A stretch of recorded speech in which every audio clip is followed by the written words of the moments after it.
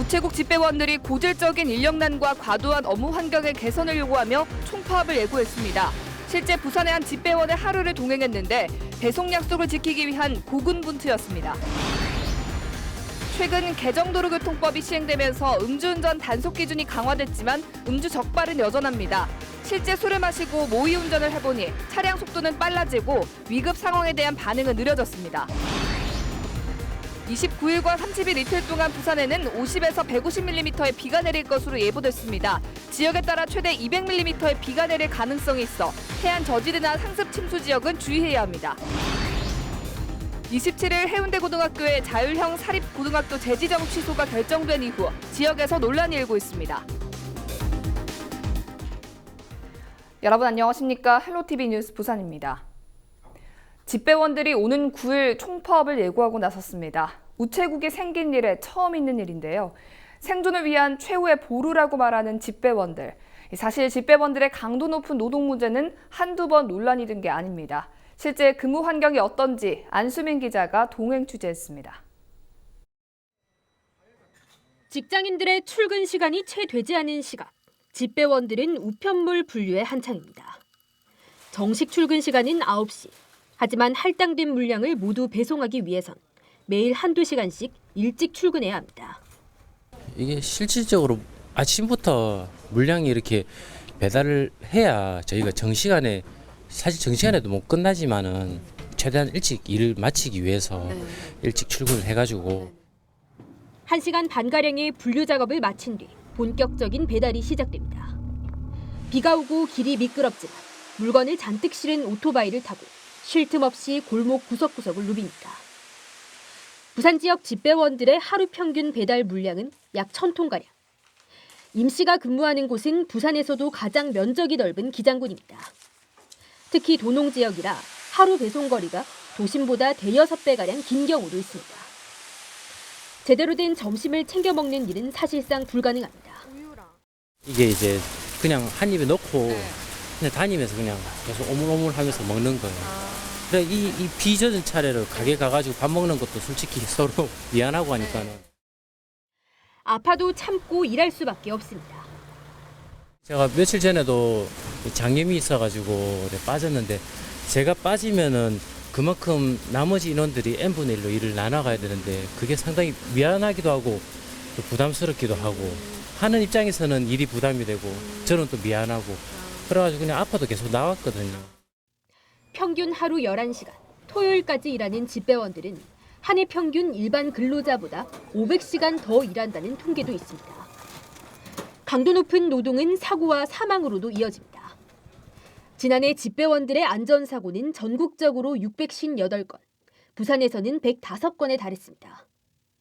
재해율은 유사업종인 퀵서비스나 택배의 5배, 화물자동차 운수업의 20배 이상 높습니다. 한 해 평균 19명의 집배원이 사고나 과로로 숨지는데 올해만 해도 9명이 목숨을 잃었습니다.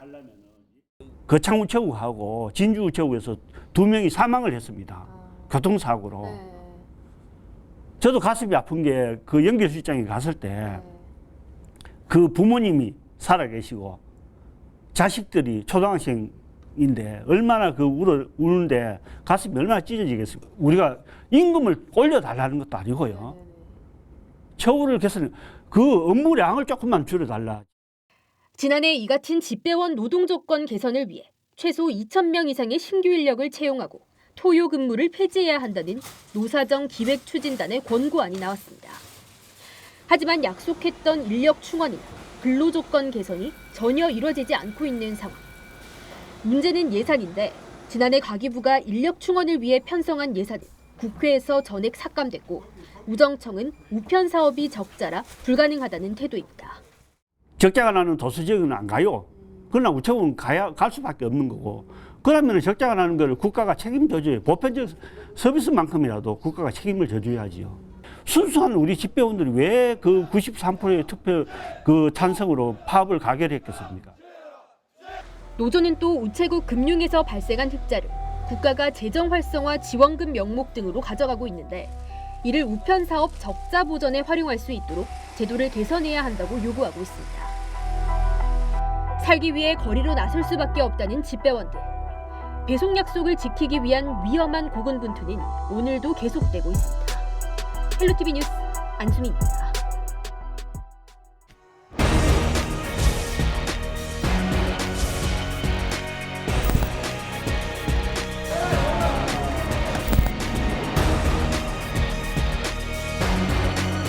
오전에 얼마나 드셨어요? 막걸리 한 병.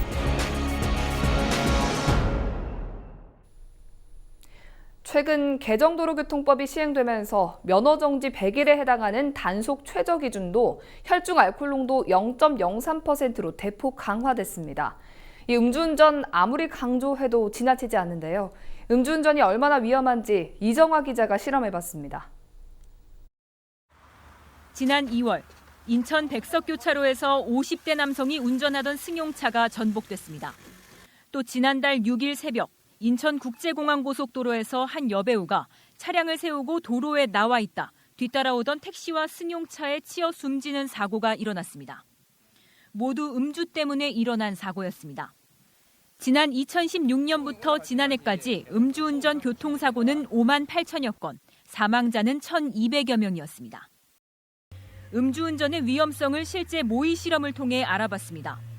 음주하지 않은 상태에서 운전할 때는 돌발 상황에서도 무리 없게 대처합니다. 핸들을 돌리거나 기어를 놓는 등 차량 작동에도 문제가 없습니다. 술을 마시고 나서는 얼마나 달라질까? 단시간 동안 소주를 마신 뒤 측정한 혈중 알코올 농도는 면허 취소 수치에 해당하는 0.089%. 제가 30분 전에 소주 반병 정도를 마신 상태인데요. 제 운전에 어떤 변화가 있는지 도로주행 시뮬레이션을 통해 다시 한번 지금부터 실험해 보도록 하겠습니다. 운전 속도는 눈에 띄게 빨라지고 급정거도 잦아졌습니다. 장애물을 피하는 것도 더딥니다. 운행 기록을 살펴보자 사고 위험 상황에서의 반응도 1.51초에서 1.68초로 0.2초 가까이 느려졌습니다. 또 술을 마신 상황에서는 급정거 상황 등 불안한 모습이 자주 나타났습니다. 전두엽이라는 뇌 쪽에 영향을 미치기 때문에 호기심이라든가 충동을 억제하거나 이런 데 이제 문제가 발생이 될 수 있기 때문에 결국엔 그래서 음주운전이라는 것도 이루어지는 이런 과정의 한 단계라고 보시면 맞을 것 같습니다. 경찰은 앞으로 8월 말까지 전국에서 음주운전 특별 단속을 벌인다고 밝혔습니다. 헬로티비 뉴스 이정화입니다. 제2윤창호법이 시행된 뒤 경찰이 출근길에도 음주 단속을 강화했죠. 직장인들이 부담을 느껴서일까요? 늦은 시간까지 술을 마시는 직장인들이 줄어들고 있습니다. 자영업자들은 줄어드는 손님으로 울상이지만 대리운전은 때 아닌 호황을 맞고 있습니다. 스마트폰 출동 전병주 기자입니다. 저녁 9시 안동시 옥동의 술집 거리입니다.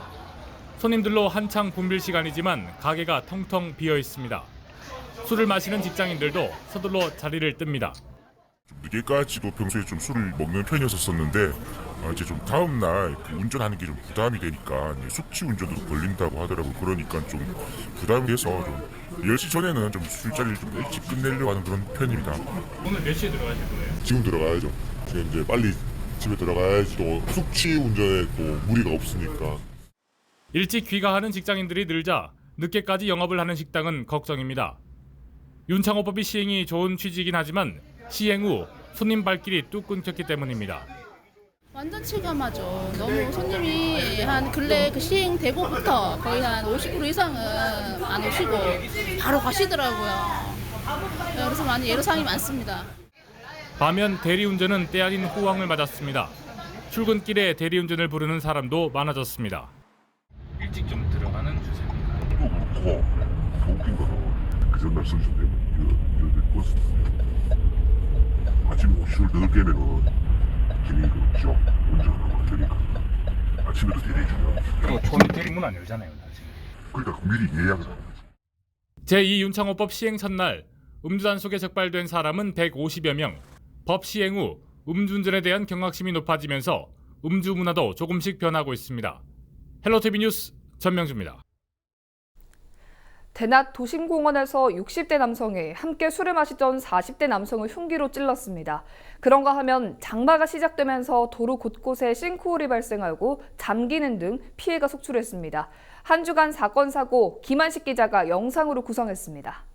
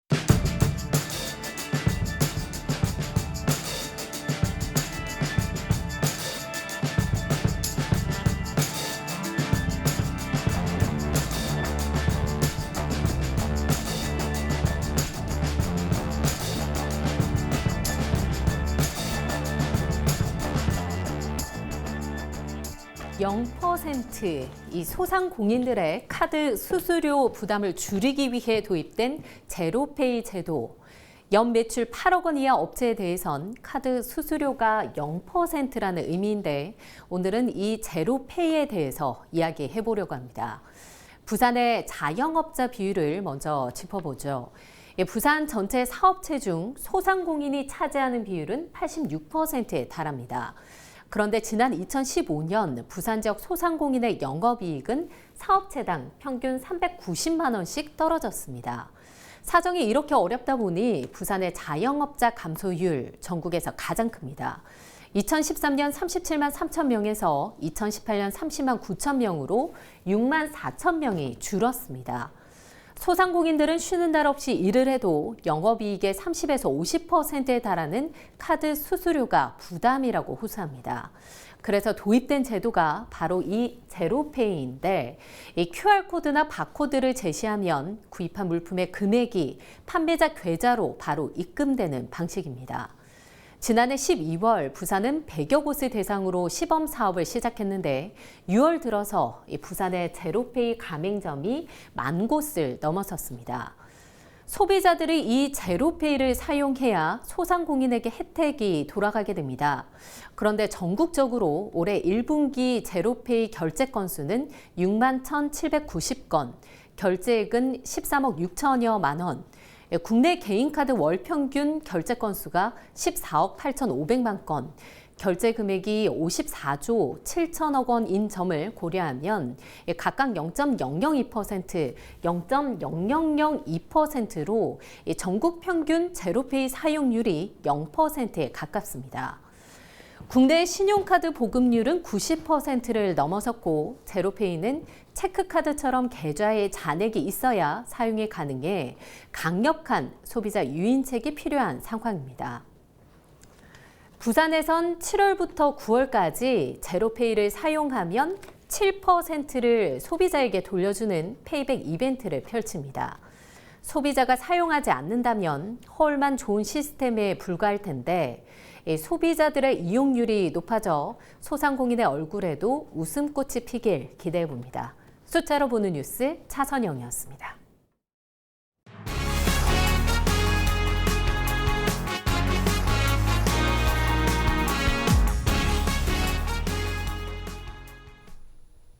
이번 주말 부산에 많은 양의 장맛비가 내릴 전망입니다. 부산기상청은 29일 오전부터 30일 오전까지 50에서 150mm의 비가 내릴 것으로 예보했습니다. 또 해안가를 중심으로 초속 10m 안팎의 강한 바람도 불겠습니다. 장마 전선은 다음 달 1일쯤 제주도 남쪽 먼바다로 내려갔다가 다음 주말께 다시 북상해 비를 뿌릴 것으로 내다봤습니다. 국제 라이온스 협회 부산지구와 온종합병원이 상호 교류 발전을 위한 협약을 체결했습니다. 이날 협약식에서 협회 측은 안과 관련 질환을 정밀 진단할 수 있는 첨단 장비를 병원 측에 전달했으며 온종합병원은 협회 활동 홍보에 협력하기로 했습니다. 윤정훈 중구의회 의원이 28일 중구의회 정례회 본회의에서 북항 재개발 지역의 행정구역 경계 조정을 촉구했습니다.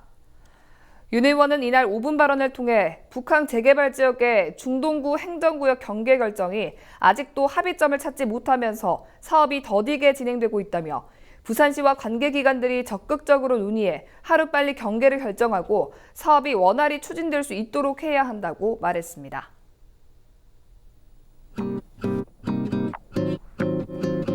6월 29일 기상정보입니다. 29일 토요일 부산 지역 아침 최저 기온 21도, 낮 최고 기온 24도 예상됩니다. 장맛비는 새벽부터 내리기 시작해 30일 낮까지 50에서 최고 150mm까지 내리겠습니다. 전국 날씨입니다. 29일 아침 최저 기온 서울 20도, 경남 20도, 부산은 21도 보이겠고요. 낮에는 서울 27도, 경남과 부산 24도 나타내겠습니다. 새벽과 전남과 제주도에서 비가 시작돼 남부와 충청도, 강원도로 확대되겠는데요. 많은 곳은 200mm 이상, 제주 산지는 300mm 이상의 물폭탄이 쏟아지겠습니다. 바다 날씨입니다. 모든 해상에서 돌풍과 천둥 번개가 치겠고요. 바람이 매우 강하게 불고 물결도 높게 일겠습니다. 주간 날씨입니다. 다음 주부터는 장마가 소강 상태를 보이겠고요. 맑다가 구름 많다가를 반복하겠습니다.